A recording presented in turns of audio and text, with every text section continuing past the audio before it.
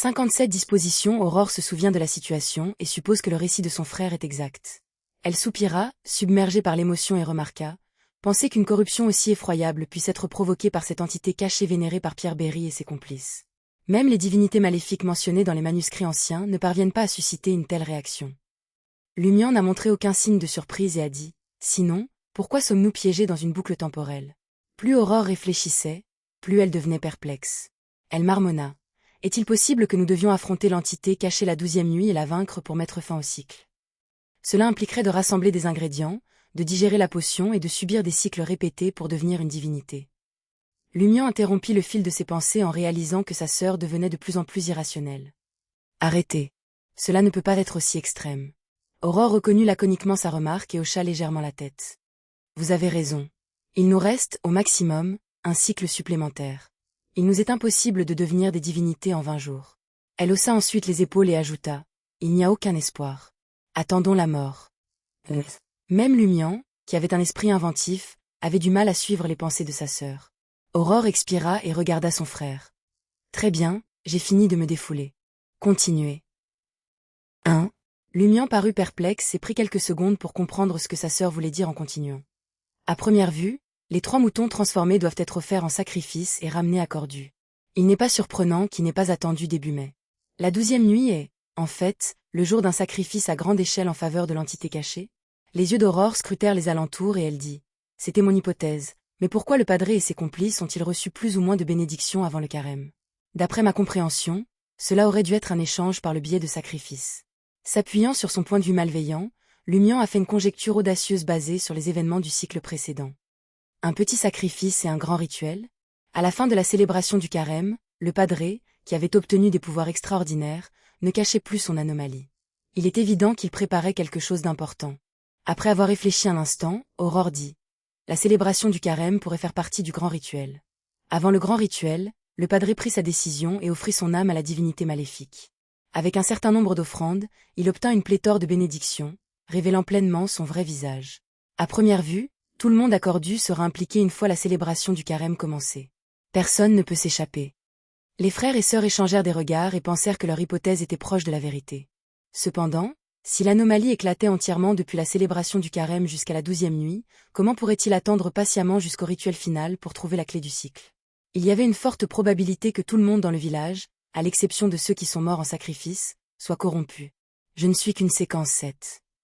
Aurore se couvrit le visage et dit « Et tu n'es qu'une séquence 9. » Ils étaient confrontés à une situation tellement désastreuse. D'après le récit de Lumian sur la bataille de la fin du carême et sa récente expérience de chasse aux monstres marqués noirs, elle savait qu'elle n'était pas de taille face au padré qui avait reçu une aubaine. Elle sentait qu'elle devait se préparer à l'avance avant de pouvoir affronter Pierre Berry. Lumian avait heureusement vaincu le padré muté dans une bataille en tête-à-tête. Pourtant, empêcher le padré et ses complices d'obtenir à l'avance des pouvoirs surnaturels pourrait éviter la 12e nuit. Le cycle redémarrait très probablement par anticipation. Difficile de l'en faire. En faire de difficulté. Aurore claqua la table à manger avec une expression triste. Sans attendre la réponse de Lumian, elle leva les mains et ébouriffa ses mèches blondes, comme pour libérer ses émotions refoulées. Après une série de gestes, Aurore se ressaisit et s'adressa calmement à Lumian. Cherchez le trio d'étrangers demain matin. Vous pouvez leur révéler l'anomalie dans le village. Il n'est pas nécessaire de cacher notre statut de Beyondé. C'est très dangereux. Répondit instinctivement Lumian. N'était-il pas naturel que des Beyondés sauvages soient considérés comme coupables lorsqu'ils rencontraient des fonctionnaires? Aurore laissa échapper un lent soupir et déclara « Dans cette situation difficile, on s'en fiche. À part l'énigmatique dame, le trio est probablement les individus les plus fiables du village. Et de plus, chacun d'eux possède une force qui est égale à la mienne, voire la surpasse.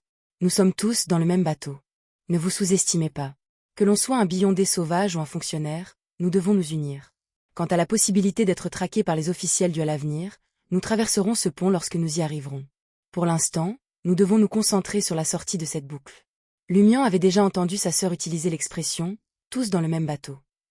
Il savait que cela impliquait que tout le monde était dans une situation difficile et confronté au même problème. Si quelque chose devait arriver, personne ne pourrait y échapper. Ils devaient rester unis.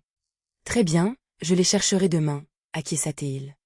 Aurore poursuit. « Je soupçonne maintenant que quelqu'un d'autre est derrière le padré et Pierre. Il est à l'origine de la corruption. » Madame Pualis, devina Lumian. Non seulement elle est puissante, mais elle est aussi la maîtresse du padré. Elle peut le contrôler en secret et l'utiliser pour influencer les autres du village. Mais elle n'a aucun lien apparent avec Pierre. Aurore regardait son frère en fronçant les sourcils, contemplative. De la rencontre avec les 3 moutons, Pierre et Niort auraient dû acquérir des pouvoirs surnaturels lorsqu'ils paissaient dans les plaines en octobre dernier. Ils auraient dû au moins acquérir les connaissances correspondantes. C'est qu'ils ne sont pas revenus à mi-chemin, il est donc impossible de les obtenir ailleurs. Cela signifie que l'anomalie dans le village remonte au mois de juillet et d'août de l'année dernière. Avez-vous remarqué des anomalies? Lumian secoua lentement la tête. Non. Il avait d'abord pensé qu'il connaissait parfaitement Cordu, mais maintenant, il réalisait que les courants sous-jacents étaient présents depuis plus de 6 mois. Cette prise de conscience le remplit d'effroi et lui fit se sentir comme un étranger dans sa propre maison. Quel est le problème? Lumian avait l'impression d'être enveloppé de couches de brouillard.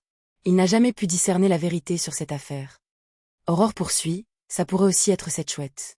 Peut-être que le légendaire Warlock décédé n'est pas vraiment décédé. Il se cache peut-être encore quelque part dans le village, ou peut-être quelqu'un que nous rencontrons fréquemment.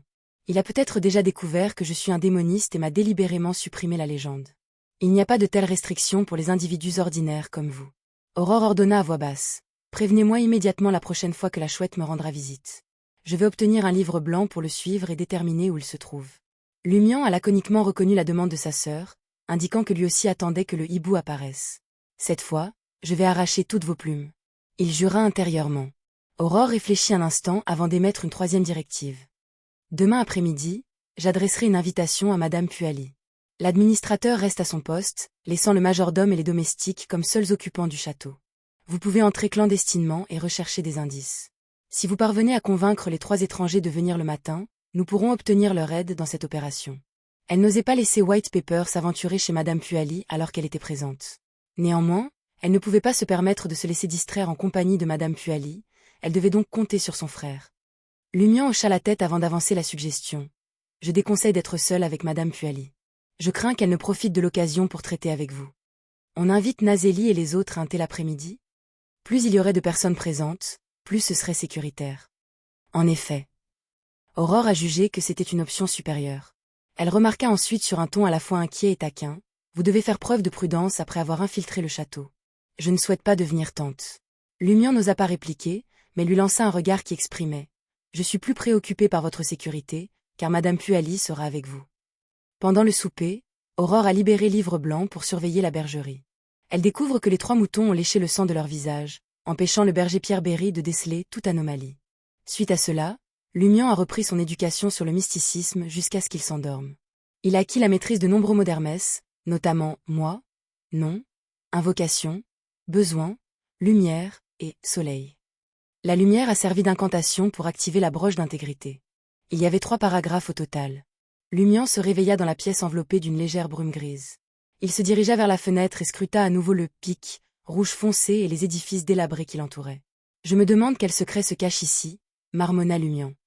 Alors qu'il regardait, une pensée le frappa soudain. Les ruines contenaient trop de zones dangereuses dont il ne pouvait ou n'osait pas s'approcher. Par exemple, le repère du monstre à 3 faces.